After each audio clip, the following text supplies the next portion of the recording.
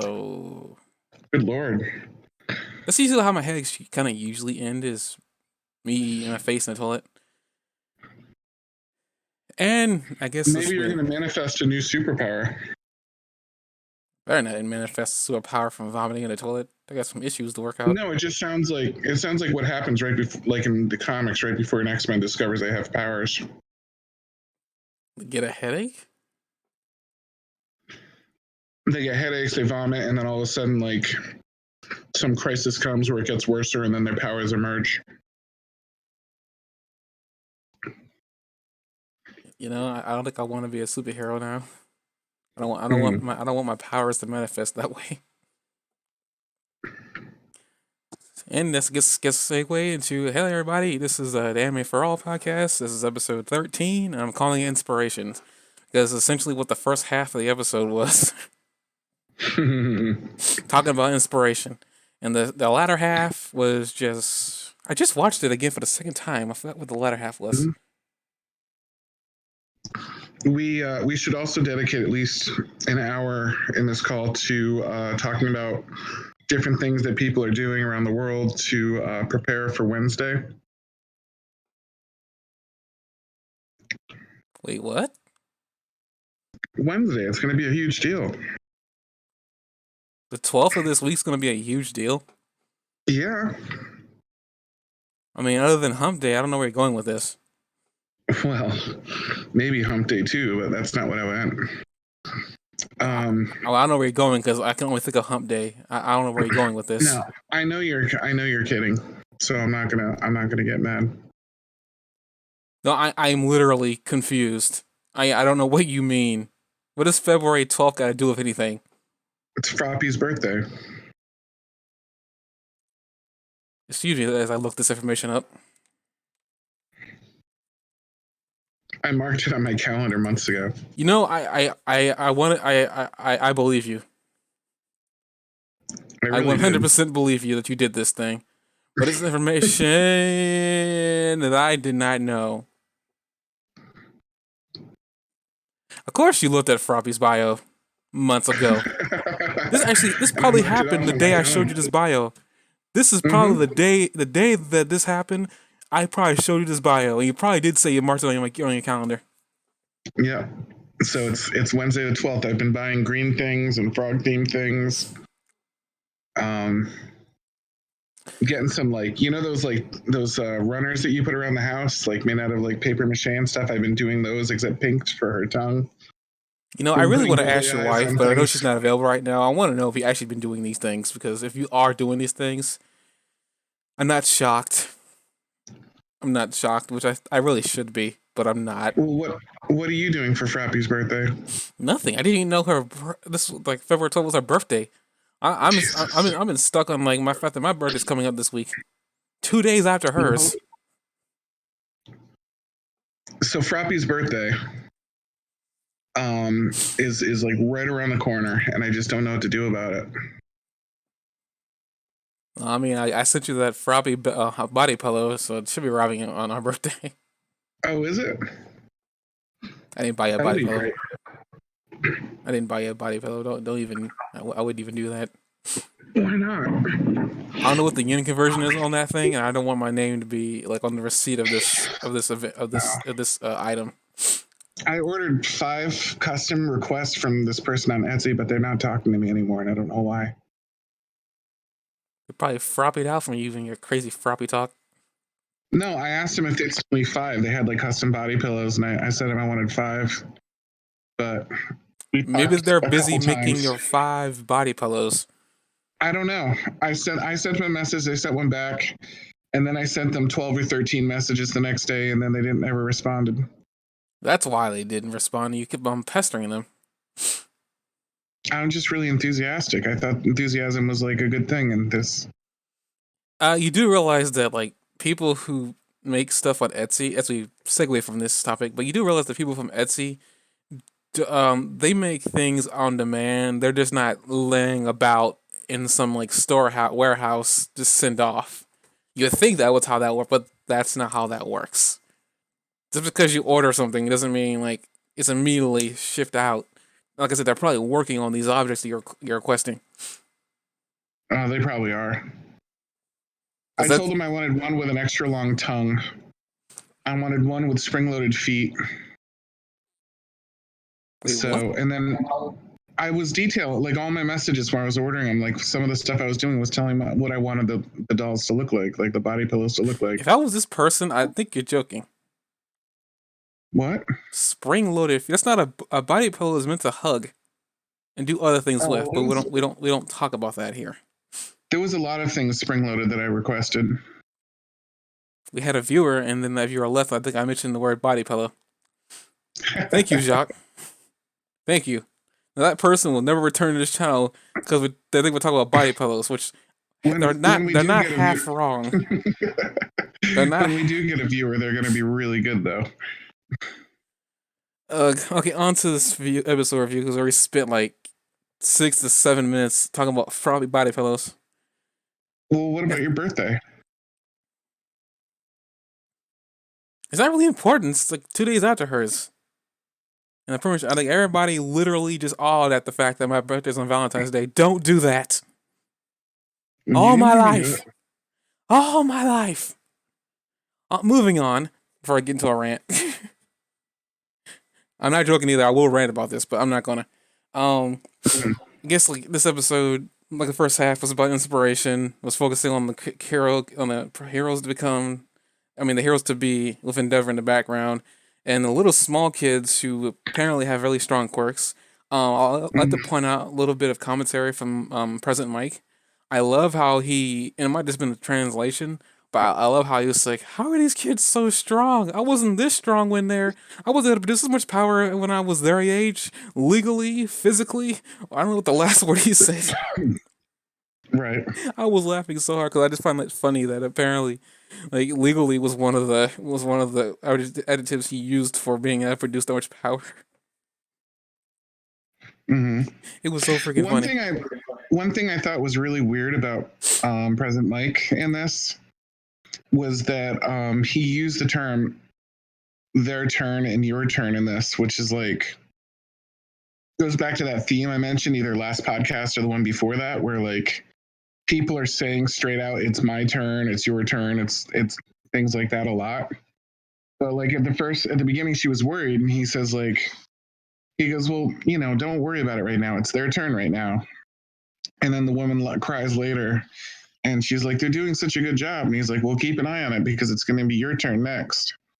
It's just weird to hear like that this ongoing motif that My Hero Academia has been having with of stating straight out that it's somebody's turn. You know? No, I don't think President Mike. I think President Mike was more just being it is something he's always been from the very beginning of the show. He's just being a narrator, or more of like he's I being a know he's mock being a operator. narrator, I but don't think he means anything as such as your turn means anything. I think he's just saying that they've already went. They showed off what they're capable of doing. They show what they're capable of doing. Now it's their chance to show off what they're capable of doing. It's like I I don't think know President Mike on the was meaning small. anything by turn. I know. I don't think President Mike was, but I think like the writers of this keep going back to that motif of selling somebody that's their turn, and like I think that's like really interesting in my opinion that like they keep going back to that and like saying it's your turn now, it's my turn, and the fact that they've been using that like exact phrase like in with slight grammatical variants over and over and over again. And it's become sort of like a I don't know, like when they say plus ultra, like that comes up a lot, you know what I mean? But like it's just something that seems like because when All Might said it, like nobody said it until All Might said, "Now it's your turn." Like, and nobody had said it before that. And now that he said it, like you've heard it like six other times. And it's just an interesting, like, it's almost like the echo of All Might. Like, you know what I mean? Like, it's just a little subtle thing that you hear it and then you remember All Might's like last words as a hero. I think it's really interesting that they do that. They have that thing that, like, for at least some people, I mean, they know their audience. They know their audience is looking at this carefully. At least some people are going to have that come to mind when they see that. I can see that with the teacher, but I don't think it was ever meant to be taken like that for like the children and stuff like that. Honestly, I was just it was more of a presentation. I was more taking everything was happening as a presentation. I can definitely see it with the teacher, because now it is our turn to make sure these children don't go back to the way they were. But as far as like your turn, whenever President Mike was saying it, even as a sub writers were translating what the Japan what it was saying in Japanese, I don't think that was Mhm. ever the intent. I I can see where think it really was. you're I pulling think it the from. idea, Not I think it's an overarching theme that because the people that say it's your turn are always teachers and the older here established heroes, and the people that say that it's my turn are always the younger people. And I think what's happening is like they have this whole legacy of passing the torch. You know what I mean? I think that this theme is something that they're driving home, and using that exact word is a way to remind you in little ways here and there, in a very anime pattern way, like from the animes I've seen, that like you get to see that like theme just continued. And I think it doesn't have to be a hit you over the head moment. I think this is usually like how like film writers and series writers earn something, like by having these little threads that they've continued on. So when something big happens, like you see that it's there. You know what I mean? I'll give you an example. Have you seen Avengers Endgame? yes. I think if I hadn't seen So it, it would have been heresy. okay. You know when in the end when they have that like the whole army comes to save them and like Yes, they're all coming through the portals? The yes. first thing that's said to Captain America is on your left. Do you remember that? I mean, yeah, it was something that Mm. was said. Either it was said at the very beginning of Endgame, or it was said. Well, no, let me rephrase. That was pretty much said. I think a lot to him in his own solo movies. I think it carried over into their Avenger movies, but it wasn't as said as much. But I'm pretty sure it was definitely said to Captain um during his beginning of the fight with Thanos, and I think it was even said earlier than that in the movies he was ever Yeah, on. it's an ongoing theme. They say it repeatedly. Like they say it when before Captain America gets the serum, they he's trying to run and he's like the worst, weakest soldier, and people are passing him and they're going on your left, um, and then when he gets the truth serum and he's training with I think Vulture, um, he says it to him. He starts lapping him and he goes on your left, and it becomes kind of like a joke for them. There's one other time that I can't remember the details about where it's said. And then at the very end of the series, like that's what's said. Like he stands up, he's got that iconic moment where he's like about to make his last stand. And it's a big callback to the heroism of him when he was depowered, you know, when he threw himself on the grenade. And it's like it does this full circle thing where you see this is exactly what this guy is made of. Like the guy that threw himself on the grenade in the beginning, like is the same man now that's standing up. Like whether he's got the upper hand or he's completely powerless, he's the same heroic person, and that's why he was chosen to get this truth serum in the first place, because he's so heroic. And you see him standing up about to lose it, and then you have this like moment where then like on behind him you hear on your left, and it goes back to when it's like a callback to when he was really weak and the soldiers were running laps around him. Do you know what I mean? When he was a regular guy. But it's also a little tease from Vulture, who knows him so well, and he had said it so many times to Vulture. You know what I mean? And so it's like this little familiar inside joke that he makes. But the writers to do that continuously through the whole thing, saying on your left like that is really, really cool, because like at the end when you have that great moment and he says on your left, like they have something to say that means something, that triggers like multiple memories, like for anyone that's like really into the series. And you're just like, oh my God, that's the perfect thing to say there on your left, because he's coming up with reinforcements on the left. And like it's better than any little quirky like spontaneous joke could have been, or anything else they could have possibly said. So what I see here, like from a writer's perspective, is something like that, where they keep saying it's our turn, it's your turn, or something like that. I feel like there's going to be like a really heroic moment or something where somebody has to step up, and like the real heroes, like aren't going to be able to cut it or something like that. And they're going to have someone's going to say it's your turn, and that's going to be the trigger point. And instead of coming out of nowhere or anything like that, it's going to be this thing that's echoed through the entire series, and you're going to hear that, and you're going to remember how often people have been keeping track of that and what they've been doing. And I think it's going to be like a really amazing moment. I think they're building up to it by these little moments like this that seem inconsequential are just the types of places where a really good writer will slip something in that they're going to come back to later. Um, I understand where you're coming from, but I don't see this placement of your turn being one of those. I guess they're hinting they're gonna bring it back up again. I'm not saying that they won't, because the creator of the series has already come out saying that he already knows how the series is gonna end. But I mean, Yeah. so far he's further along in his manga creation of this than this anime this animation studio is, because they're animating off of his property. But as for wherever he is in there, I don't really know. I happen to see some minor details, but they weren't. I don't know if costume upgrades are like, I guess, plot spoilerly or not. But I'm not gonna say. But I've seen some costume upgrades for certain people. Um, One of them I'm very happy about, but unfortunately they don't do much with this character, and it upsets me because the things they do, it doesn't further them any further. But this was at the point where we're talking about this episode. I mean, I guess we could check off what you said. I tied this episode inspiration 'cause I think it's a good opportunity to talk about in depth about what happened during the professional licensing thing. It's like, honestly, I thought they were gonna get their license at the end of this, but I guess they didn't. So I guess they still got to go back to that training and do more, I guess. But going off of your idea of the whole your turn thing, we see that I guess if you want to talk about like wording, I kind of find it interesting that when the kids were speaking, I mean the tiny kids, the ones from elementary school, whenever they're talking to Todoroki, Bakugo, Kami, and the Wind Dude, they call them adults, saying that they're better than all these adults. And like, I mean, I do see that they do, when they do talk about, they also have flashbacks to all the things that happened to the older people.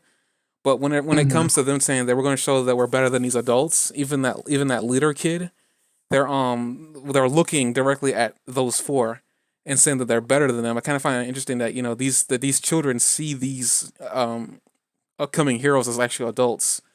It's actually very interesting, Mhm. and I guess it makes sense why these four were chosen to tackle these kids, because they're still kids themselves, but they got more experience than these younger kids. So in a real way, these little kids do see these high school students as adults, because they technically are entering into adulthood, but they're not there yet.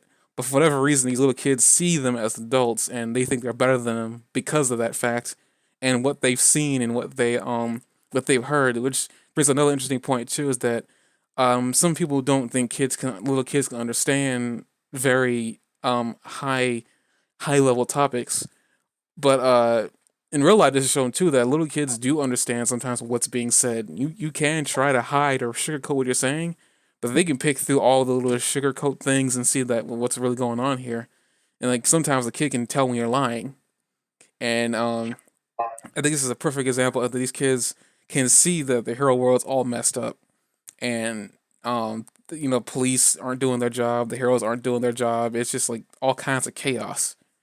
These little kids are capable of seeing that, like, to them they're better than the older people because they don't have these issues themselves, and they think they're better and stronger than they are. And it's quite evident they are stronger, so much stronger and so much worrisome that apparently, the dude with the meat ability brings up something called the quirk singularity theory, in which Mhm. the quirks get so strong to the point the people who have these quirks aren't controllable. Um, and these It little would explain kids, why the pro heroes sometimes don't seem like they keep up with the new people as well as you feel like they should. Every once in a while, it seems like the pro heroes have just like a little too much trouble holding their own with the younger students, despite their incredible amount of talent. well, I mean, yeah, I mean, like, with each generation that passes, the quirks get stronger because of mutation, which is something they brought up in the last arc with Chisaki, and his step grandfather saying that Erie's quirk was a mutation of the two quirks prior to them. It Mhm. didn't resemble anything that the parents held. And I guess in a real way, this whole theory, which it looks like they only brought up just to say that I guess they're gonna plant a seed that maybe at some point in the future, and they might be gonna deal with it in the manga coming up. I don't know. I've seen. This is the thing. Google likes to show me things because I look at something some time ago, and it decides to show me some little news outlets and stuff that's going on in the manga. So I got tiny snippets of things, but I don't know where they fit, and I don't know where they're coming from. So I'm still blind in all this. So I don't know what's happening or the shows, the anime, the manga's going. So there's something Mhm. happening, and it's dealing with a doctor.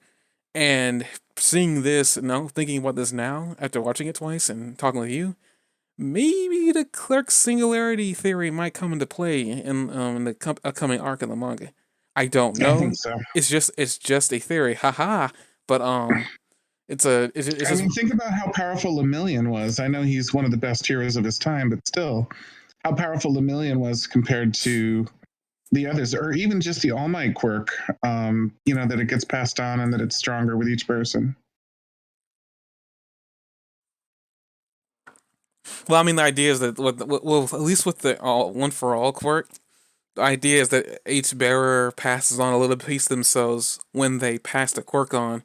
Essentially, what All Might said that they cultivate the quirk. I mean, this is what he says in English dub, but they cultivate the quirk, which Mhm. means make it better and stronger. Each Yeah, passing, each passing passer that they pass it on to. So in a real way, I think One for All would be able to keep up with the mutation, but it also depends on like the person I think the quirk gets passed on to. But that's something I know a little bit about, but I know they're gonna delve it soon, so I'm not gonna say much more. Um, but see what is it? Yeah, well, the quirk singularity theory. Essentially, what happens is with each generation passing, the quirks get stronger. But I think what he means is that I guess each child is like a product of two quirks, kind of like how Todoroki is. But Todoroki is kind of like lesser a lesser extent of that because he got both quirks in his body simultaneously working. So he's a little bit different than these children here, who I guess their quirks is mutated from their parents, for whatever reason. Two works combined and they changed and mutated into something new and stronger. And it's quite here, which I even brought up that President Mike kind of funnily said that at their age I wasn't able to produce this kind of power at all, and he makes fun of saying that I wasn't able to do this physically. He might have said mentally too, but I like how he said legally. So I guess there's a legal amount of strength that you're able to. Yeah, there's a legal amount of strength that you're able to to shoot to produce as a 4-year-old kid. I don't know. I just thought that was kind of funny that he said Mhm. legally. I know that was probably just a joke, but at the same time, I find it funny that he says it regardless because he is the Yeah, I funnier think so too. character of the. It's a funny. He's a funny character. I like him a lot. Um, I wish he would do President Mike's more. pretty cool. I wish he would do more. Um, but He's a little bit irrelevant because he does so little, but he's not bad at all. when he does something, it's awesome. I mean, regardless, if Hmm. he's just talking, it's funny to listen to him. It's kind of funny too because his quirk is his voice. So, eh. But yeah, with this little tournament, little my tournament, well, this little test that they're doing, these kids, well, they're showing these kids pretty much throw the crux at their elders and showing that they're really strong, but it doesn't really phase them because Bakugo blows up the binging ball dude or the chain chomp as like they call it. This kid throws dust at Todoroki, and Todoroki is like, "What is this? What is this? What's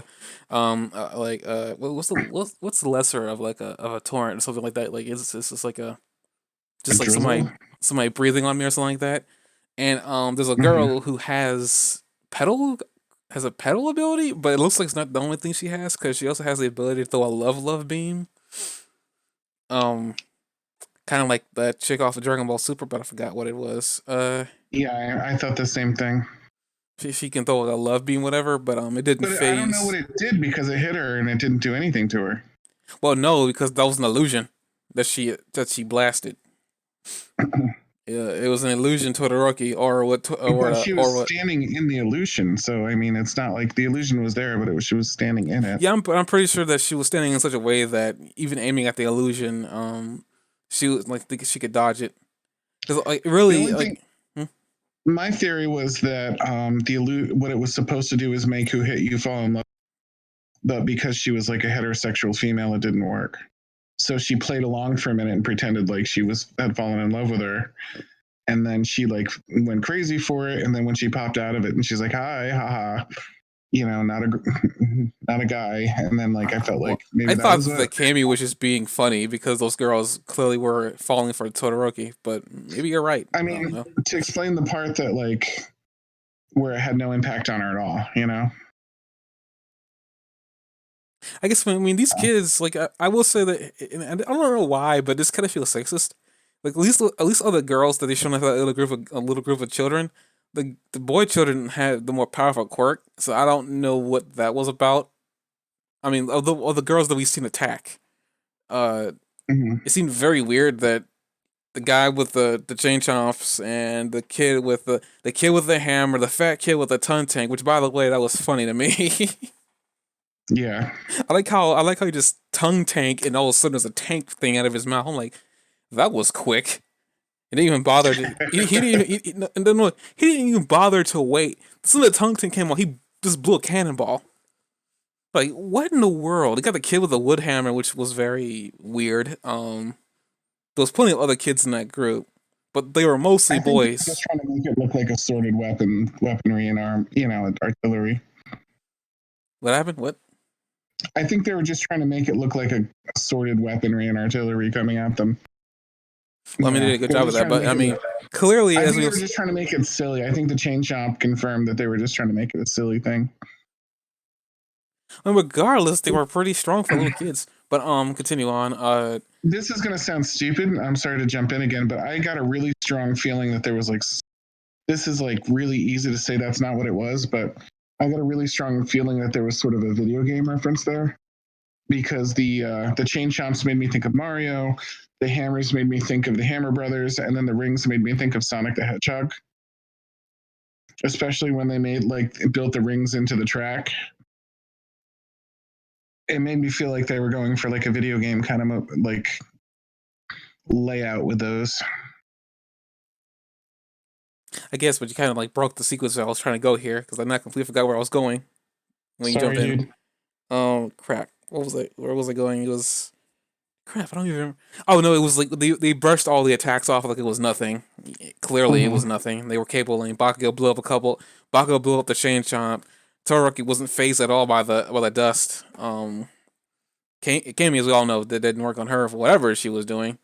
Uh, that was really weird. I honestly could say that maybe that really was what that was, and she was just playing around because she knew that's what she was trying to do. Which I guess at Mm-hmm. the same time, considering how those girls were acting before on Todoroki and how they're acting to Kami, I guess in a real way, and I hate to say this, I hate to say this, but I'm gonna Mm-hmm. say it anyway, and I'm probably gonna get hate for it. That's probably the girliest like thought of attack I've ever seen. A beam to make a guy fall in love with me. It's I don't know why, but it's like to me that's kind of what I think they were going with that whole like she's a little girl, she don't know any better. So if she can make something happen to get the guy she likes to like her, she'd probably come up with that attack. I don't know. Um, Mm-hmm. it was probably the most girly thing I've ever seen. Girly thing I've ever heard. This beam that's pink and it's a heart that came from it. But uh, they pretty much brush all that off, and they have a little like they have a little like chit chat amongst themselves as the little kids are freaking out, saying that they weren't phased at all by this. Come on, we got to show them that we're better than them. And as they're about to do it, they land their counterattack, which is essentially that little playground that they came up with. Because the little kid was coming up with these chain chomp things. I think he was capable of creating other things too. I wasn't sure what his quirk was. Cause I think he called that thing binging balls, which Mm-hmm. means that they can eat a lot. But essentially Todoroki, well, first Kami used her glamour quirk, which you got confirmation that's what it's called. That was what her quirk was called, was glamour. Um, Mm-hmm. we found it out I think much earlier than we should have. I apologize for that, Jock. I didn't know that was something that we weren't supposed to find out so much later. Uh, so that was my fault. But yeah, she used her glamour quirk, which created a starry sky, and Todoroki made ice. Well, first of all, no, the wind dude, who I can never remember his name, brought all the kids up in the air. Todoroki threw his ice around, catching all the debris around, making a little slide, and the rings as well, creating a little like loop thing for the slide for the kids to go through. All these kids are Mm-hmm. like flying around. At least end up going through. At least the binging ball kid, we see him like faint for a split second, only to see that he sees all this happening. And he's like, "It's a slide," and he goes right through it, and all the kids are going through it all happy, whatnot, and it's like creating inspiration.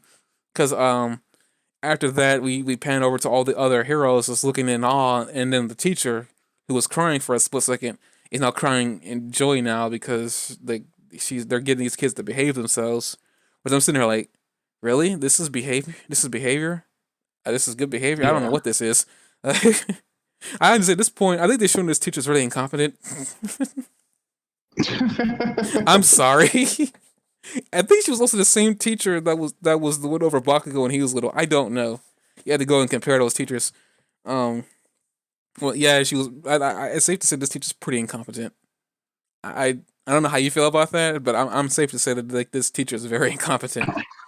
Uh, I mean, I was a teacher, and I know that you can be a very competent teacher and still not have control of your class. And if my kids had superpowers, and she didn't, we don't, as far as we can tell, she doesn't have anything that's a worthwhile superpower, then I think it's makes sense that, a teacher couldn't necessarily do what a group of, you know, well, new heroes were capable of doing. here's the thing though. She can't be the only. If we assume that she is quirkless, she cannot be the only teacher that's quirkless. Mm-hmm. So I mean, granted, it has remained to see either way that all the other teachers couldn't handle their class, quirk or no quirk. Mm-hmm. I'm just sitting there saying that these little kids, as I said before, who are quite smart, as we clearly can see, they're smarter than they should be, which is very Right. scary, by the way. This is very scary, but they're smarter than they should be, and they could tell that their teacher's crying and hopeless, quote unquote, and they're taking advantage of Mm-hmm. that. Granted, that's the whole idea. You shouldn't show weakness around kids because they're smarter than you think they are, and they'll take advantage of that. But I'm just Right. saying it seems kind of weird to me, and to me, I understand. My sister's a teacher, and she's got like a bad. She's never watched this, so I can say this right now. She she got this one really bad student because she teaches middle school science, but she got this really one Mm-hmm. bad student, and I can say, yeah, I guess I can say, I guess I can agree to disagree in this situation, but that's just me. These kids are Mm-hmm. clearly smarter than they should be, and that may have to deal with what's going on here. But you see, they're having so much fun. We pan over to a lot of the other heroes. That we pan over to All Might Endeavor, and pretty much All Might's like monologuing. Well, not monologuing, but he's like talking to Endeavor, and like in a way, it's like these kids have to. Bakugo figured it out too that you gotta get these kids to say "cool" and "wow," to get them to respect you and whatnot, and to Mm-hmm. inspire them in the right way. And essentially, All Might saying to be strong, you have to find that purpose for yourself. But I'm sure that you can. It's like so they essentially sitting there. It's pretty much laying the framework for Endeavor to do something, whatever it is. They're leading up to it. Mm-hmm. Because by the end of all this, we see that Endeavor, whose face has changed. Which, by the way, I said this much. When I was reading the manga and I saw that face for the first time, I was like, so he can look, he can look nice if he wants to. That's very creepy. Um, but Endeavor's trying to be, a father for once, and as we all know, Todoroki doesn't like him. He tries to reach out for his son to, I guess, give him a pat on the head. Todoroki like smacks his hand away, says, "I don't want that." And Prince Endeavor Good for says him. that, "Shut it, shut it, shut it." But pretty much, he's saying Endeavor kind of lets out. They says that I'm proud of you, but I want you to be proud of me. So I'm gonna work very hard to be the best number one hero that you can be proud of. And Todoroki is like, Yeah. yeah, well, do whatever you want. And then as all this is dissipating, we And learn a he's little like, bit. as my first act, I will walk away from you. And then he just walks off. He's not like, you want to go get ice cream or something? No, he just walks off.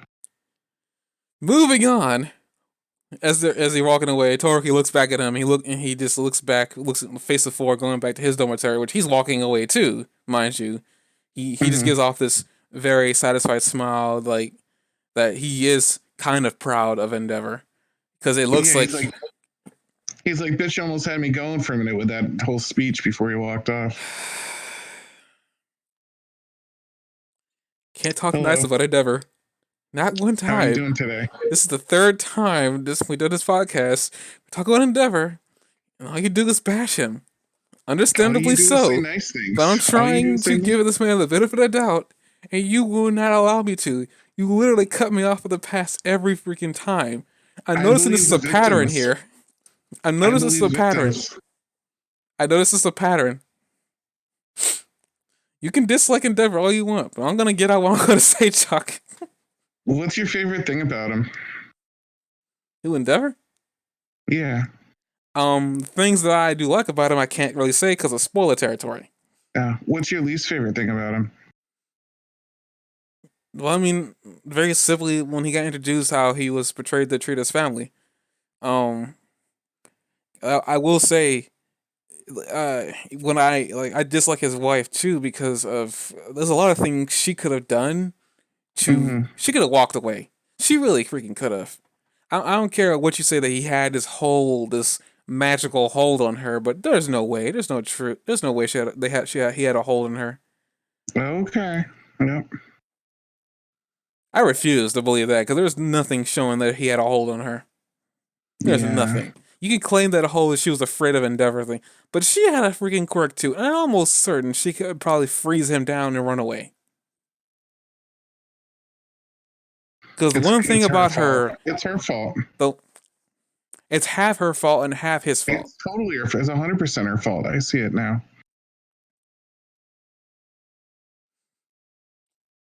She could have walked away. She could have froze him. There's plenty of things she could have done because Mm-hmm.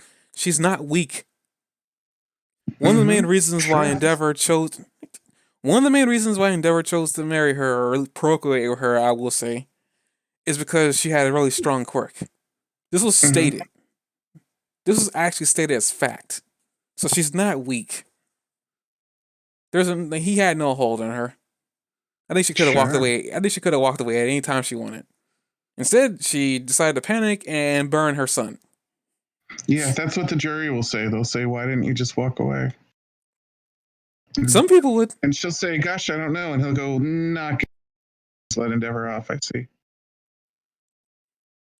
In all honesty, jokes aside, do you think she couldn't walk away? You don't think she had the I don't ability. know. We don't She get a lot of didn't. the story, do we? I don't think that's part of the story. Honestly, this is just speculation. Mm-hmm. Like I'm speculating. I don't know if for what I know about the situation with him and her. I'm I would on. need. I would need to better understand why she stayed to see if she could walk away.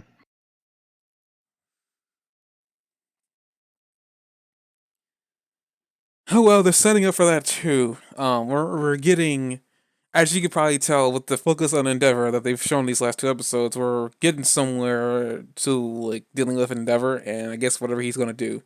So we'll Mm-hmm. get to that whenever they decide to get to it. If they decide to animate it this year, if they don't, we're gonna have to probably for season 5, and I hope there is season 5. But there ain't. I guess this will be the final season of My Hero Academia. That would be so bad. The anime does this. Anime does this. I'm just prepping you for what's probably gonna be the biggest disappointment of your life. I'll be so mad. I'll be like You're probably gonna furious. blame me because I got you into the series. Uh huh. I'm not gonna sit here and say that when this episode, Mm-hmm. mark my words, I didn't know they were gonna do that because I honestly didn't know we were gonna review this. When I first started watching this was not the intent. And then you'll This call me up and you'll be like, "Hey, next you want to do Hunter x Hunter?" And I'll be like, "Yeah, what episode are you on?" You're like 730. well, Mm-hmm. Hunter is dead is done. At least the anime is, and I've already seen all the episodes. So Yeah. yeah, I thought catching up with you meant watching like 700 episodes. no, there's only like 132. Do you know how much that is? 132. That's like days of animation. Like if you watched it and never slept or stopped. Oh, I slept all right. I didn't watch it all in one go. I know, but what I'm saying is like for me to find however number, like let's say 132 episodes at Dude, at 3 an hour, which is not how many it is. dude, I'm gonna say this before you finish your calculations. But there are people who are still watching Hunter x Hunter long since it's done. I watched them actually react to these episodes. They reacted to this thing like They started, I think, maybe 1 or 2 years ago or something like Mhm. that. They're still watching it, and they're just watching one episode a week. And as frustrating as that for me to watch, because I want to see the reactions to some things. I respect that they're willing to do this to themselves, where they restrain themselves. So if you want Yeah, to one a take an week. episode at a time, I'm more than willing to do that with you. One a week would be three, almost like that would cover approaching 3 years. And you had no problem watching Dragon Ball Z. Yeah, I How? don't. I was in my early 20s when I watched them through 3 freaking times. I don't know why I did that, but I did. Well, no, I'm sitting there saying I that watched the whole when series they were through three airing on times. Toonami.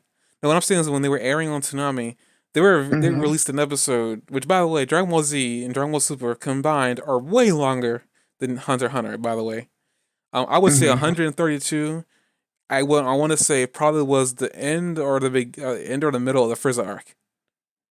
Mm-hmm. You were able to watch. Well, I'm saying you can do what you want to do, but I'm saying you were able and willing to watch, regardless of your age. By the way, you were willing and able to watch that one episode a week, and it didn't bother you then. Now you may have to do something with age. I don't really know, but I'm nearing 30, and I'm still watching long animes, and I prefer it because I don't like having to watch a short anime.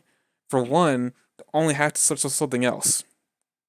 I'm very much I don't willing mind to watch watching something a long. long anime, but like 130 episodes is 44 hours of animation. If it was only if it was only 20 minutes, it's more like 25. So it's like more than 2 straight days of nonstop viewing if you were to do it. For me to get that much time together would take me like a year. And it's just like I can do it if I commit like a year of my entertainment time to watching it. It's just a lot. Now I understand it's intimidating. You don't want to commit to something that you probably won't like. I understand that, but like, what I'm saying too is like, I usually like the stuff you share with me. but the thing is the More anime that I shared that you shared with me that I didn't like. I understand that, but what I'm saying, I know you heard me say that I got so much anime to watch and I just haven't found the time to sit down, and I Mm-hmm. truly mean that. I know you probably think I'm joking, but I actually really truthfully mean that. Do you know how much anime? Even when you bring up Read or Die, the only real reason Mm-hmm. I'm willing to even push that forward way ahead of anime viewing that I've like rather put like more of my immediate time towards Uh, is because I think it's really short, and I wouldn't mind talking with you about that. But at the same time, we're talking about this on the podcast. But at the same time, um, I watch long anime on a daily basis because for me, I'm more willing to commit to that than commit to something that's like 12 episodes because for one, I get really hooked by like I would say by episode 3 and I'm sitting here wanting to watch more and more. I would probably kill 12 episodes in one day. If like something mm-hmm. hooked me by episode 1, I would literally kill. Actually, I want to say I think season 1 of My Hero Academia. I think I killed that within a day. Do you have a child? I'm single. You know the answer to this question. I have a child. Yeah, that's what I'm saying. I'm more willing to commit to that. I know you don't want to. You rather watch something short and sweet and something simple that you know you can watch within a certain amount of time that you have. But Mm-hmm. even 12 episodes, I think is a lot of animation. Even amongst like everything that happens in the thing, there's still a lot of time that goes into just like information that gets thrown at you all at once. Shorter anime, I understand the appeal of it, but I don't like having to switch anime so often. It's Mm-hmm. it's very, for me, I mean, it probably works for you, but for me, it's very off putting because that means I have to find something else to replace that. I don't Mm-hmm. like that feeling. Do you know how empty I felt when Dragon Ball Z ended? It took me, I think, a year to find the other things that I watched. That was a long time. That was a Yeah, long time. I I, was very sad when Super ended. I I was prepared for that after Dragon Ball Z had ended, so I was like, yeah. I was already off my Dragon Ball Z high. When Super came out. But The cool thing for me is when I started watching Dragon Ball Z, and it was already done. Like all the episodes had already aired, so I was never going to be able to see a new episode of like as they were coming out. So when Super came out, I was like, oh, I get to be part of it. Like I actually get to know what it's like to look forward to the next episode. It was a really cool feeling. That feeling sucked. That what? That feeling sucked. Looking forward to the next episode? Yes. Now this is how. This is when I was in second grade when I first stumbled upon this thing. Mm-hmm. As I grew up, and a lot of people from the '90s, especially '90 and '91, can attest to this. Dragon Ball Z was that gateway anime for a lot of Westerners. And Westerners, Mm-hmm. I mean the west half of the hemisphere where we're living. This Yeah. was anime at the time was so niche that if you watched it, you're probably watching Dragon Ball Z at the time. And Dragon Ball Z in America was notorious, and I still don't understand it to this day. But they were so. I'm pretty sure you hear all the jokes about like there was a lot of yelling, there was a lot of like this or that. They cut off things in the middle of a good moment. In American, Mm-hmm. in America, since you weren't a part of this, you probably weren't able to experience this. But they would cut off. You get so engrossed, and it was awesome. I will say that it was awesome. Looking back on it, it was pretty cool. But at the same time, looking at it objectively, I hated that because for one, as a kid, I spent a lot of my school, well, a lot of my schooling grounded from TV. So, Mm-hmm. this started in second grade. So, my grades were falling, so I got grounded from TV. So the times I got a chance to watch Dragon Ball Z were so precious to me, or anything I wanted to watch was so precious to me that like Mm-hmm. when they did something as when Gohan was about to do the Kamehameha, or when Gohan went Super Saiyan 2 for the first time, the narrator Mm-hmm. came in and cut off the episode. That ticked me off so much because it was one of those things like when the Cell Cycle was going on. I think it was around Christmas. Yeah. Um. So when the Cell Cycle was going on, I was able to watch TV at that time. I got a chance to see that. I got to see that cool moment. I was like, yes, yes, continue. Next time on Dragon Ball. No, Next no, time on Dragon Ball no. Z. And I have so much respect for Funimation as a dubber, but at the same time, it was the worst time in my life because if I didn't get a Mm-hmm. chance to finish it, I probably wasn't gonna get a chance to finish it until the summer, if that. I was grounded. Granted, it was my fault because I wasn't getting good grades, but at the same time, it was the worst time. And whenever I express this feeling to people, they would say, "Yeah, I agree with you. I hated having to watch the next waiting to watch the episode because like there was so much time that would pass. You'd be sitting here, watching other shows, wondering when is next round was the episode going to come out. You literally would have to like in your mind put your mind in the next week and have it wait there till that day came out. Mm-hmm. I hated that feeling. Now, for me nowadays, that's not bad because I got other things I can watch, so, and I'm older too. So, I mean that anticipation that would kill me as a kid is no longer there. But that feeling, watching Dragon Ball Z, was the worst feeling for me because I had to wait, and on top of that, the waiting time, I might not be able to first fifth grade was the best year because I was getting the best grades, so I was able to watch TV pretty much when I wanted to. Mm-hmm. So I was able to watch the entirety of the rest of Dragon Ball Z when it was airing when it came out during that summer. So like a lot of that kind of got cured with that week because that year because I was getting good grades, so I was able to watch TV when I wanted to. So it was pretty much the best year of my fifth grade life, which is sad to Mm-hmm. say and it's sad to come out with, but yes.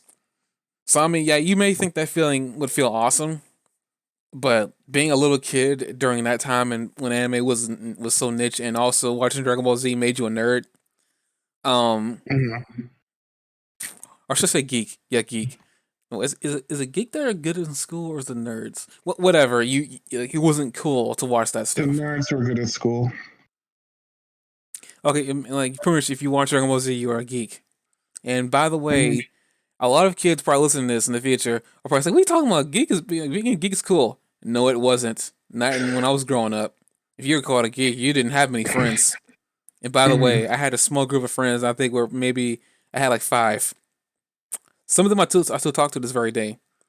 But I would kill to be in your situation right now because I hated going to school and it really upsets me that a lot of stuff that I like now or like since I was growing up is now the cool thing, the hip thing to like.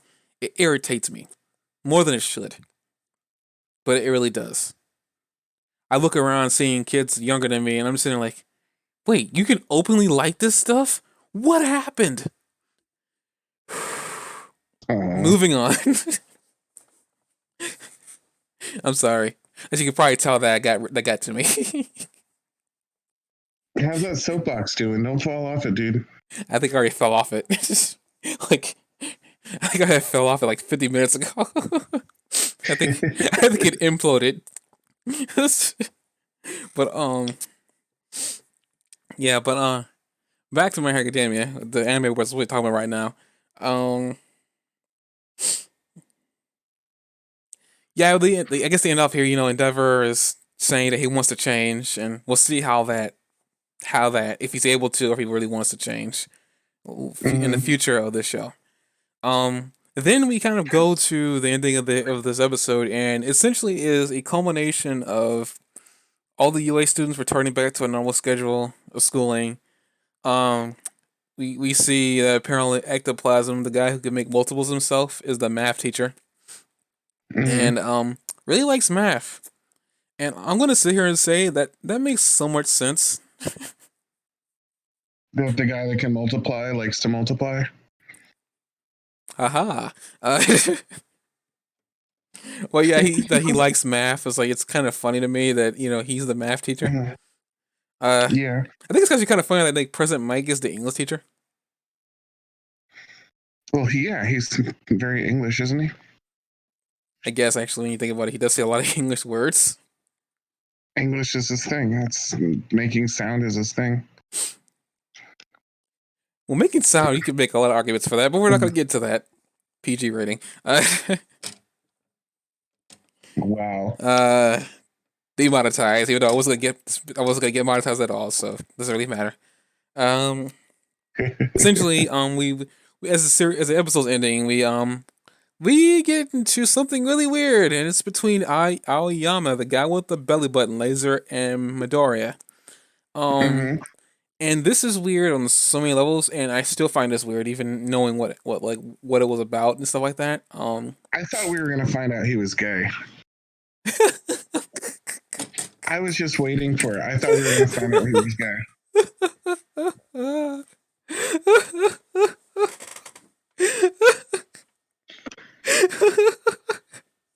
I'm sorry. I'm laughing so hard because I'm not gonna lie. When I read that in the manga, I thought your Hmm. exact same. I had your exact same thoughts. I was just waiting for it. I was like 80% sure we were gonna find that out. I'm sorry, but hey there, podcasting it, podcastinins, or I don't know how you pronounce it actually. It looks like you might be trying to say procrastinate, but in podcast. But we're doing fine. We're just talking about My Hero Academia. The recent episode that came out. If you have anything you want to say, you can type it in the chat. Um, and stay a while if you want to. I'm not gonna force you, but it'd be really nice if you stay around. It sounds like a dancer, or like maybe like a really flamboyant superhero. I am the podcastinist. Oh, Segue back to Ayama. aye, As aye. as we as it's quite clear that he might be gay. we find out that well, we'll get into this really slowly. When they first are Mhm. interacting, it's very weird. He tries to feed him cheese. It's probably the weirdest thing that he's ever done in his entire series. Which, by the way, something really interesting about this character.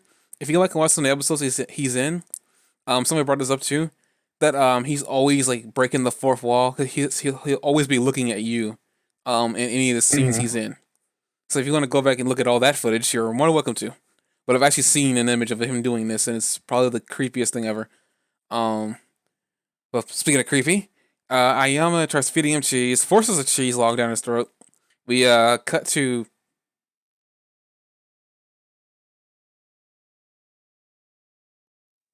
you got it and sounds good. I'm actually live streaming right now, giving smaller channels a shortcut, a shout out. And I actually have not caught the newest episode, but from this new season, it made Lemillion my new fave character from the show, and one of my fave of all time. Um, we won't be getting into like Lemillion here because we've already done that. We've already kind of like, and we'll probably constantly be talking about Lemillion as we continue down this road.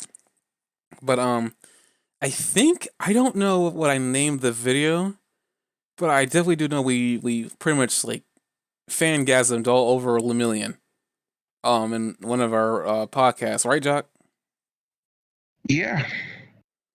So like I guess like yes, we pretty much fangasmed all over like Lemillion. So I gotta find out what the episode is, but it's definitely there, and it might be my YouTube channel. Well, it is on my YouTube channel. I don't know what I named it.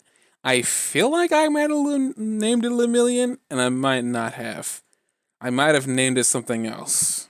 But we definitely do talk about Lemillion, and yes, he is probably the best like of the newer characters we've seen at this point, if not the greatest.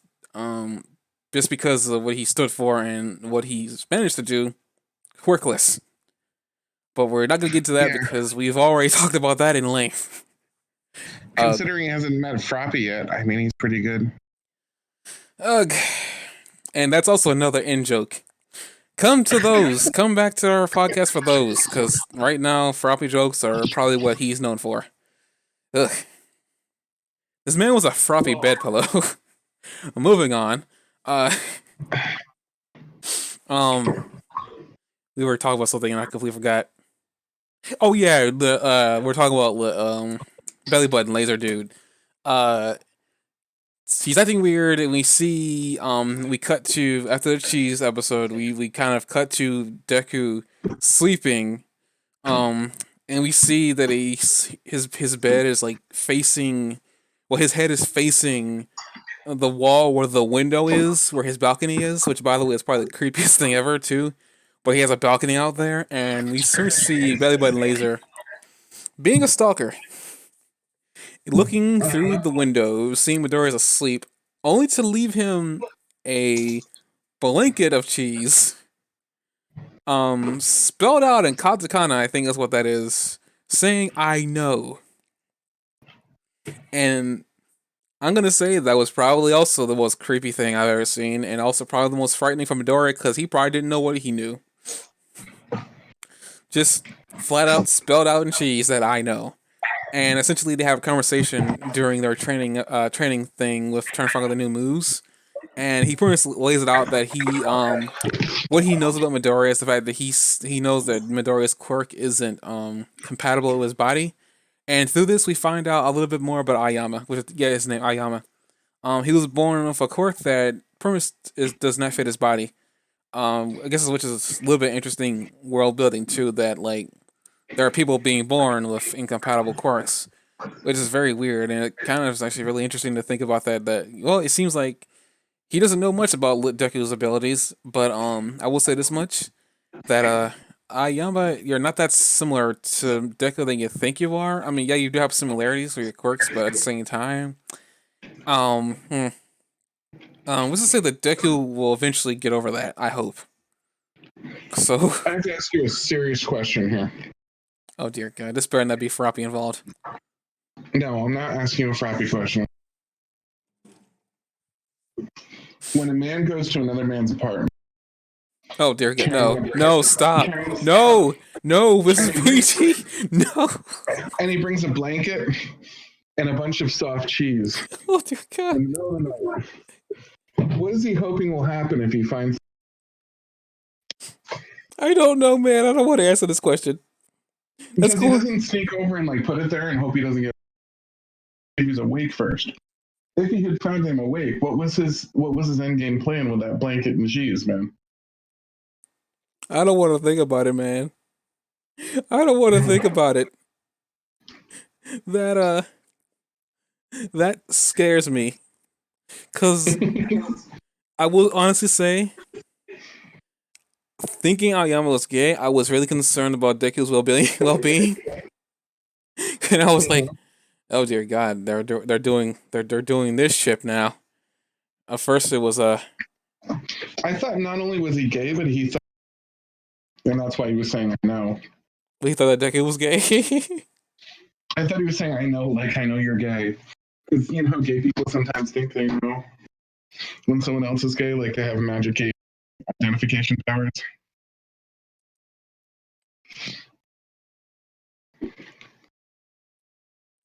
Okay, I guess Picasso I guess left our stream to go stream someone else's podcast. Well, that's good. Probably should have said that we're here every Sunday, but I guess it's too late now. But Hmm. uh, but yeah, that was a really weird episode. I mean, we got just to know a little bit more about Ayama, which by the way, I'm noticing a really weird trend with that man is that we learn a little bit more about him every time he's involved, and it's very weird that they're doing that with him. Because like honestly, and I'm gonna sit here and be honest, when he got first introduced, I thought he wasn't gonna be all that important. Yeah, I thought they were gonna splash on him, here or there, just to just for comedic relief. But Hmm. during the provisional license exam, he was very helpful there. He was actually almost like pivotal there with Ida. Hmm. I don't think if it wasn't for him, they would have got the points they would needed to pass the exam in the first place. Um, Hmm. so as a character, he's been quite pivotal in just certain major crises. Even if he hasn't, even though he hasn't been shown to be a powerhouse, which by the way he isn't. Um, but it's just kind of weird. It's like every single thing, every time he gets involved, we learn a little bit more about him. When he first got involved, Ashida was like, your quirk is not useful if your tummy ache. If you get a tummy ache from using it all the time, so we learned that his power, the limitations that he can only use it for so long before his stomach, he starts cramping up. Um, and during the provisional license exam, we learned that like he during a little bit of a flashback that he had, that he didn't like his quirk. He thought he was weird. Uh, so we learned that a little bit about him. And here we Hmm. learned that his quirk isn't compatible with his body, and it just causes pain whenever he uses it. Um, So we learned that as he's writing a message on the wall with his belly button, but I never see a translation for what that message is. What do you think it is? It's like around 1930 in the episode well, let me go back and look at that. because he does that super fine laser. Mm-hmm. 1930. 19 minutes 30 seconds. Um, well, looking at that, I think that's French, but as for what that means, I don't really know. That's definitely well. Actually, I can't say that's definitely not katakana. Um, honestly, I would have to have Yoko look at this to see if it actually is a different language, or I don't, like if she would even watch this, but I don't know what that means. As far as a thought on that, I guess I could say that maybe it's just him saying that I'm sparkling or something like that, like his catchphrase. I don't know. Mm-hmm. I'm twinkling. I can't stop twinkling. I don't know. Uh, Okay, the I just found out in the because it's the same thing in the manga. It means still waters run deep.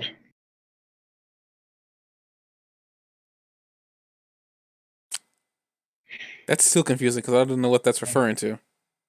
And this goes on to say, I'm on a Reddit thread. Still waters deep is a proverb of Latin origin. Now, placid exterior hides a passionate or subtle nature. Formerly, it also carried the warning that silent people are dangerous, which is like the same as it's the quiet ones you got to look out for. I guess in a real way, I guess Midoriya and him do kind of have similarities in some regards, saying that like Midoriya doesn't really stand out too much. The only time he really does stand out is whenever he's being heroic or he's being reckless. So Mm-hmm. in a real situation too, Midoriya's got this really powerful quirk, but he doesn't really Mm-hmm. stand out too much. He's like the quiet kid in the classroom that you don't want to piss off. In a real Mm-hmm. way too, a lot of people that have interacted with Midoriya other than Bakugo haven't really tried to make him mad. And it's like it's one of those things where I guess and I guess in a real way you can interpret that any way you want. But I guess in real way Mhm. it's like with Ayama, he doesn't stand out too much at all, really. Um, but his laser quirk is kind of dangerous in a real regard. Like you don't want to you don't really want to test him. I guess in a real situation, like you don't know what he's capable of, which I guess is another thing Mm. he's saying that you don't know what I'm capable of, and neither do I of you. I guess it's Or he was hitting on him and saying, "I know what passion lies underneath." you know if he's gay, good for him. I just don't think I don't think Midoriya swings that way. No, I Actually, don't no think so correction. either. I know Midoriya doesn't swing that way. He gets flustered when he's talking to Uraraka. So Hmm. we know that he doesn't swing that way. Or he can I, swing both ways. well, I mean that's the other Sometimes thing it too. I feels don't know if like he's bi or not, but it hasn't been confirmed that he's bi. this is an anime. And that is saying that's a bad thing. I'm just saying it's like there hasn't been a confirmation that Deku's bi, so I'm just gonna sit there and say that he's straight, as far as we know. As far as we know that he's straight. But Mhm. yeah, that's a little bit about it. Like that episode gets end off with that You little know what? bit. That sounds like a stretch. I think instead of calling him straight, I'm just going to refer to him as decusexual until we know for sure. From what I know, how he interacts with girls, I think Deku's straight. But we can go with Deku sexual until we find out whoever he marries. If he marries anybody, by the way, I don't know if he does or not. The Um, big sacrifices he makes have always been for male characters. well, I mean, Erie's female. Think about how he saw Bakugo in trouble, or how he permanently scarred his hands to help out Icy Hot. Um, well, I'm just gonna sit there and just confirm this for you. Uh, I'm pretty sure you know the whole shipping thing. And I'm pretty sure you've seen uh very weird pairings on the internet. Um, there are people who are actually shipping Bakugo and Deku together. Um, there's also people shipping, I think, Todoroki and him together. It's for me the Mhm. weirdest thing. But what's even weirder is that these shippings, there's actually gender bent shippings I've seen, and a lot of them, when Mhm. it comes to Bakugo, they turn Deku into the girl. Oh wow. So, a lot of these shippings are female Deku and Bakugo together. Mhm. Um, one of the only other shippings I've seen, and it's with Todoroki and Deku. Mhm. There have been some shippings where there is a female Deku with him, but they've actually shipped a female Todoroki with him, with Deku. It's Hmm. the internet's weird, and I don't really like talking about those ships because they kind of weird me out. Yeah. It's All okay right. to So ship I've those two got. together, but I don't know why you had to go as far as to turn Deku into a female. Which, by the way, I've always said this, and I don't know why it's always the case. They have yet to prove me wrong. When it comes to gender bent male characters, they always look more attractive than normal females. I don't know why. You can take that as you will, but I've always found that, and it's always freaked me out too. Moving on. What were you about to say? Yeah, I have to wrap up in not too long, but I do have an interesting little moment in here that I thought was worth checking out too.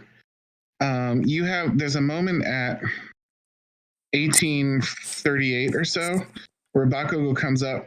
They just throw it in here, and this is what I mean. I feel like the authors are slipping in little moments here. He comes up and says, "Have you made some progress?" And he says, "Not at all." And he goes, "No, I thought you were going to go." And then he kind of like walks off. And then he gets distracted immediately, but there's just this little moment in between other events that like they almost want you to miss it, but they throw it in anyway. I thought that was interesting because like I was under the impression he was making progress. With Deku? No, I mean Yeah, Deku hasn't been making progress. I mean, well, he's made a little bit of progress, but he hasn't. But here's the thing with Deku. We can wrap this. We he can wrap said up. no, not at all. No, here's the thing. I understand, but here's the thing. You gotta think about this like in Deku's situation, but we can use this to wrap it up. But Mhm. Deku has always been hard on himself since he got this quirk because he feels like he has to improve quickly versus taking small steps. Um, Mhm. and he stated that he can use 20%, but it hurts him to do so. Like his bones creak whenever he uses it. To Mhm. him, that's not progress because even though he's capable of pulling out 20%, to him, if it's hurting him, it's not progress at all because that means he's just backtracking. Right. He can't use 20% without hurting himself. And he's already stated too that people like Chisaki are going to keep coming back, and he needed 100% to tackle him, but he couldn't do it on his own. He had to use Erie as a catalyst to help him use it. So in a real way, we think he's making progress, but Deku himself doesn't think he's making progress at all. And Yeah. as not Totoro, but as Bakugo was sitting there saying, I think more so what Bakugo was doing there was more of like a friendly, was more like a friendly, not friendly, like little nudge. Sitting there saying that like you're gonna be my rival, right? But you gotta push me as I'm gonna push you. Bakugo won't see a reason to get stronger than Deku until Deku passes him. Mhm. As we seen in that fight when he had with him, when Deku kicked him when he was at 8%, he's Bakugo sat there and said that you passed me, and immediately wrecked Deku's whole entire life. Like it pretty much immediately wrecked his entire life in that fight, which was pretty much he won that fight. Um, Mhm. So it was one of those situations where I feel like in a real way we're more like gonna see this come back in the future when it's gonna be Bakugo pushing Deku and then Deku pushing Bakugo. We're gonna probably get to a point where like those two are gonna be on 1-on-1 fights, right? But what's gonna happen is the other person's gonna be in the background, not being able to fight, and it's pretty much gonna be them pushing, like Bakugo in a fight by himself, and he's having a hard time. Deku's gonna be in the background, as annoying as he is to Bakugo in his own mind. When he's gonna be cheering him on, it's gonna be one of the factors in which why Bakugo's gonna get stronger. He would never admit Right. this, but it's gonna be one of the main reasons why he gets stronger. But it's gonna be the same reason and the same catalyst for Deku. Bakugo gonna be in the Right. background doing his own thing, but also cheering him on in his own way. Right. All Might said it best is that now they can officially, now that they laid it all out on the table, they can actually officially start being rivals. They weren't able to do this before because they didn't know what was in each other's hearts at the time. But now this is out there and they know this much, they can officially start Mhm. pushing each other forward. And essentially, Bakugo stood there and said that, "Oh, really? I thought you were gonna be going higher than me." That was in a way, yes, as you're right. He was pulling from something that he seeded way back in season 3. He was pulling that out to push Deku, which is kind of funny enough what Deku needed to hear to be able to try to train and get his body up to par. Mhm. But as we saw, he got interrupted by Laser Infernal Gay Man, is I'm gonna call him. Oh yeah, but yeah, I could sit there and say like, yeah, I think that was seeding from whatever they're gonna do with Deku. Um, Mhm. I don't know if Deku's gonna be able to use 100% by the time this anime is over. Uh, Judging on how slow he ups the percentage in which he uses one for all. Um, if 20% is too much for his bones, his ligaments to handle, I feel like he's got to train Mhm. at that to be able to use 20%. And shoot, you never know. Deku during his fight with Bakugo, he did say that he wasn't training he wasn't training his legs so he could only kick. He wanted to make sure that his arms didn't get damaged during attacks and stuff like that. So I think he Right. was limiting his super moves to his legs, and while he was going to use like normal punches with his hands. So in a real way, like maybe Deku will learn to maybe figure out how to use 20% on like maybe his legs or his hands, and it just be one of those. It'd be one of those mixed fighting styles, which if he can learn how to, feint somebody, it would definitely be an interesting way to hit somebody with a super move. Like if you Mhm. pretend to punch somebody, instead go for a Delaware smash instead. I don't know. But like I said before, I think the idea that Deku's trying to figure out how he can fight without hurting himself was a very interesting idea. And as you said before, with Mhm. Bakugo pretty much pushing Deku in the right direction, it's one of those things where it's kind of interesting to see that Bakugo is still he's still growing. I mean, he even showed that he was growing when he was talking to a little kid, the leader of the group. And I guess another interesting thing to talk about too. Pretty much he was like pushing that little kid, saying that like you're the leader, right? Well, you can't spend your entire life looking down on them because you won't be able to look at your own weaknesses, which was like Mhm. in a real interesting way that was showing that Bakugo was growing as well because you could see in his face that this is me when I was a younger kid. Man, I was stupid. Mhm. Because I guess it was a really interesting growth. Like it was another seated moment too that we saw Bakugo as a little kid, and we saw you said last episode too that we saw Bakugo in this kid, which is kind of funny. Um, and if funny enough, it actually worked on the kid too. He took what Bakugo said to heart. So it was one of the things like I think as I titled this episode inspiration, in their own little way, they'll be able to inspire, on their own without like being in the shadow of somebody else. It was a nice way to show that Bakugo can inspire somebody, just by saying whatever he has on his mind in a blunt fashion. Knowing about Bakugo is that I feel like he's always been able to do these kind of things, and he just only does it when properly motivated.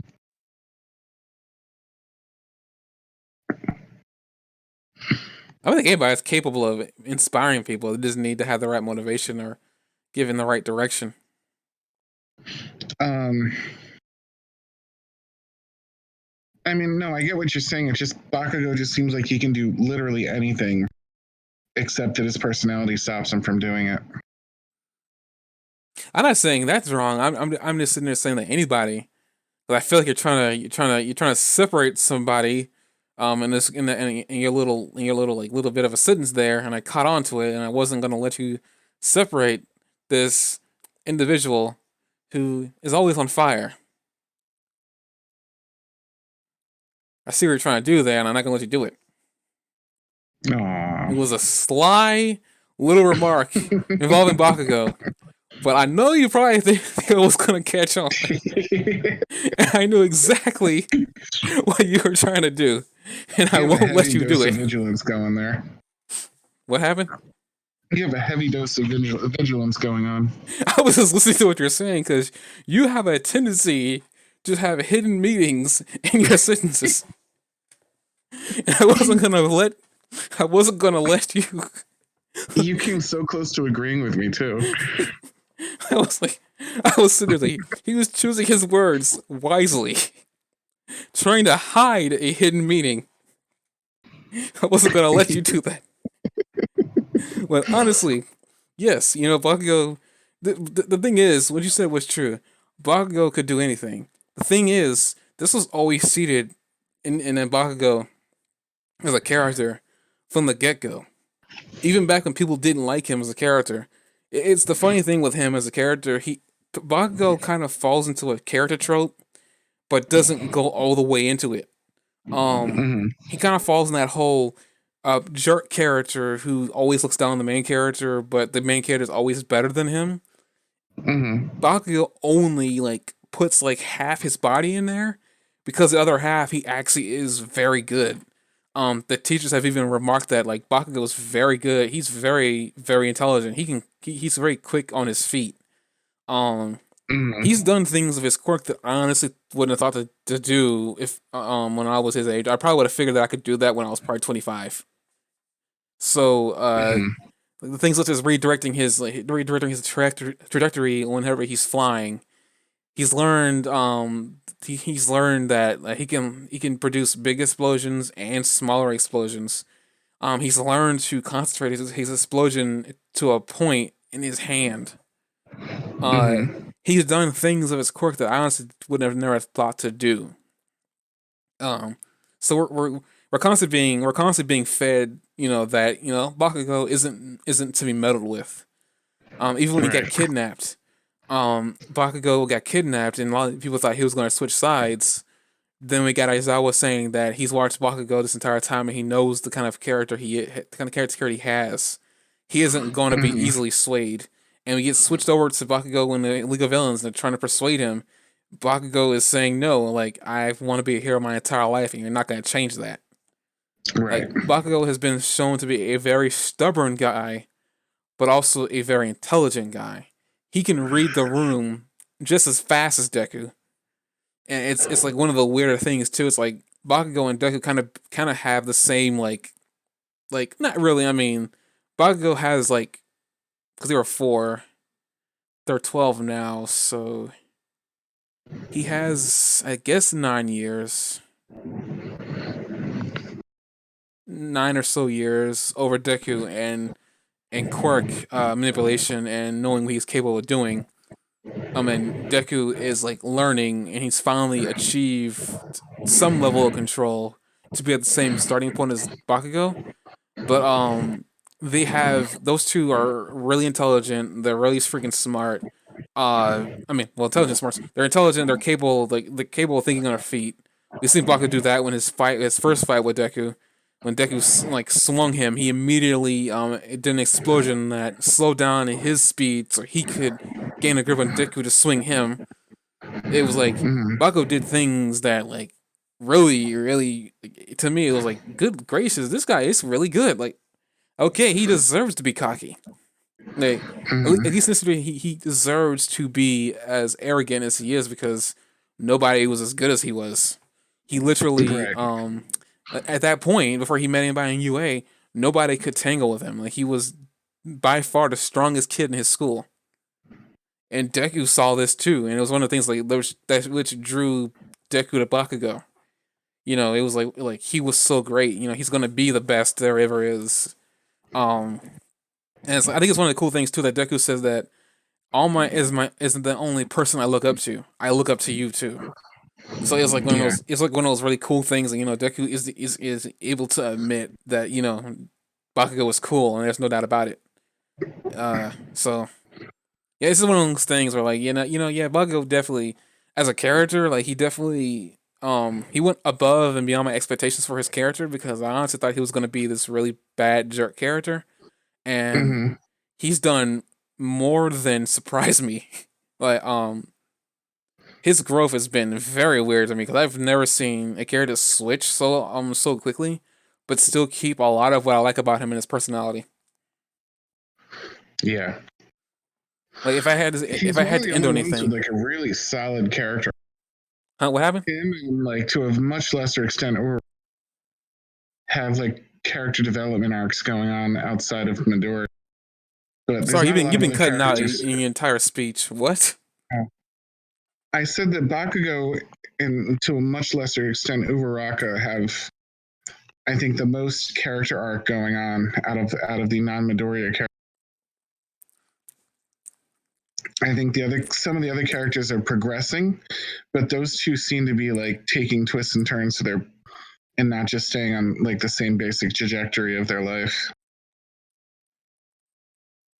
Like the other Yeah, characters are becoming deeper or more extreme versions of who they were, but those two characters seem like they have developments, real developments, and not just progression.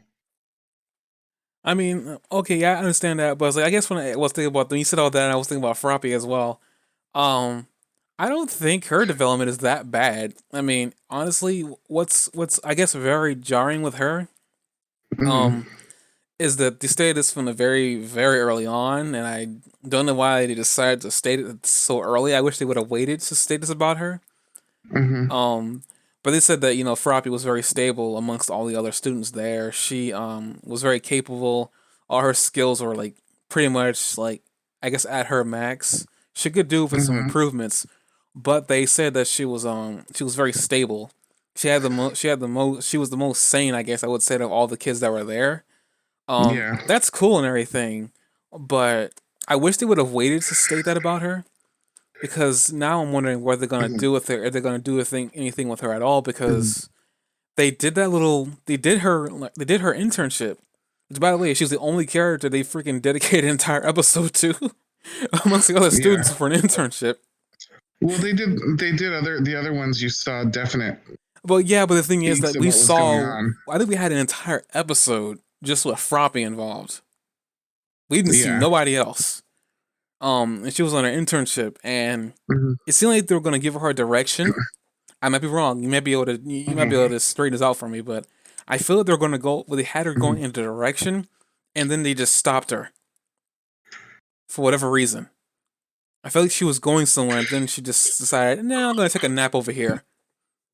Yeah, but like I said, it was more of a progression than a development. Like it was just like, okay, this Froppy being Froppy and proving that she's very Froppy, as opposed to Uraraka being like, I'm gonna go learn how to fight now, and I'm not gonna stick by you so much, Midoriya. I'm gonna change direction unexpectedly and learn how to be more independent. And like she does these things that are like big character evolving moments, and Bakugo has big character evolving moments like this episode in some ways, but you don't see those twists and turns in the same way with even a character like Ida, you know what I mean, who just became more determined when his brother got hurt to, be the greatest hero of all time. Like the other characters, it seems like their character developments just make them deeper or more intense versions of what we did, but they don't do anything unexpected.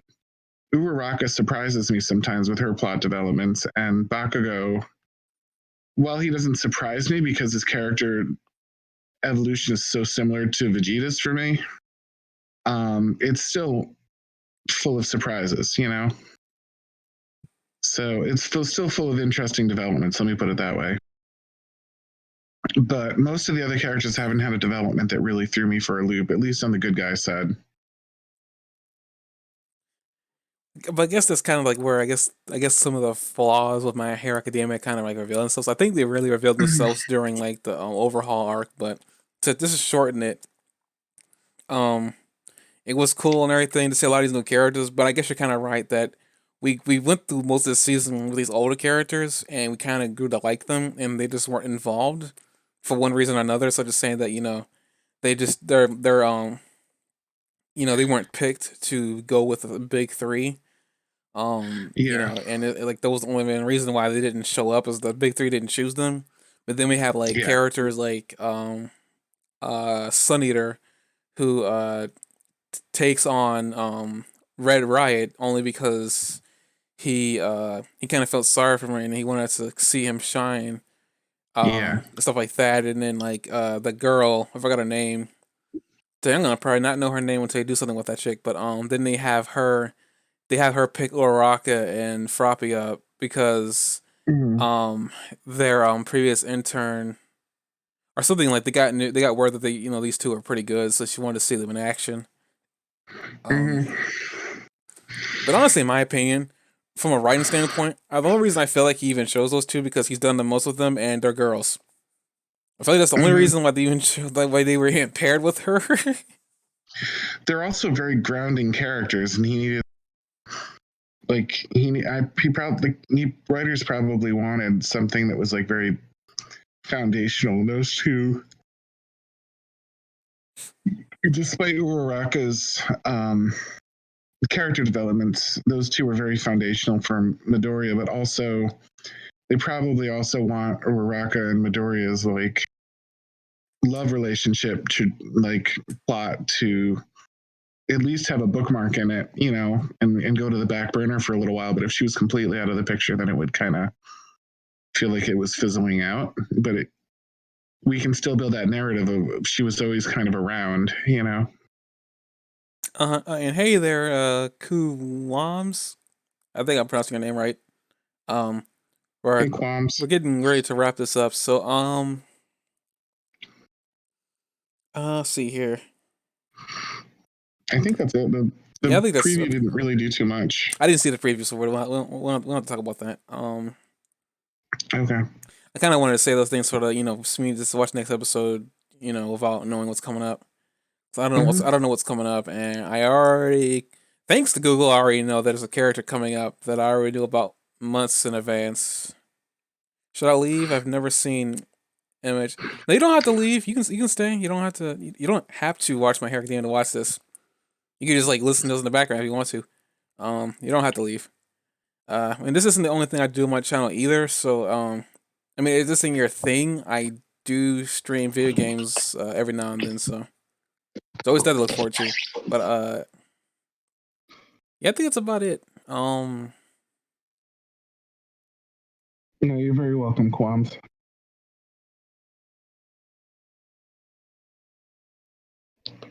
I do have to go to sleep though, dude. Yeah, I'm trying to end this now. I'm just trying. Did Quam say something else, or did Quam just leave? Uh, he just asked if he should leave, and he said he's never seen it.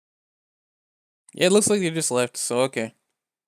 Mm-hmm. Okay, so I guess with that, we're gonna end this off here. We'll come back next week to do more of this.